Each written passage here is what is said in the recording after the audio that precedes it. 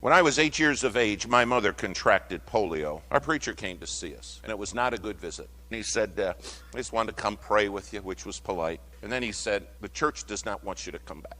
We're afraid of the polio. And my mom said, well, I understand the fear. And she said, that's okay. She said, we won't come back. But she said, Pastor, could you do me one favor and pray that God would give me something to do for him? That preacher looked at my mom and said, Miss Gibbs, you need to understand God's through with you. My mom turned to that preacher and she said, you're wrong. She said, I'm extremely damaged goods, but God loves to use extremely damaged goods. And she said, you're wrong, Pastor. You're just wrong. When he left, my mom said, Davy, you come here. She said, God's never through with anybody. If you've got breath, you've got something to do for God.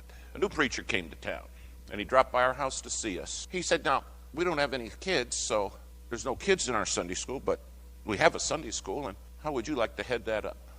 My mom said, I'd love to.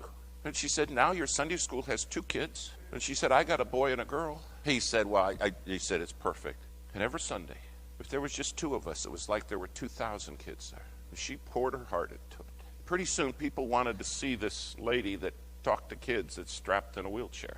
And the Sunday school started to grow a little bit. And one day, my mom said, you know, we got to do something to bring more kids. There's a big bus company uptown. And she said, let's go up there and have them give us a bus so we can bring some kids to Sunday school. I said, Mom, I don't think they give them away. I don't think so.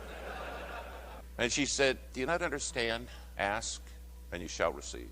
Well, boy, came the day we're to go up to the bus company.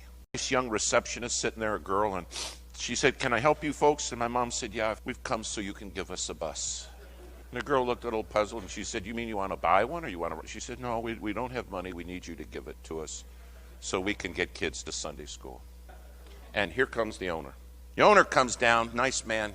He says, lady, I understand you want me to give you a bus, and I'm not going to do it. And he said, there's something tearing me up inside, and that's why I'm here. My mom said, well, can I tell you one thing? He said, sure, go ahead.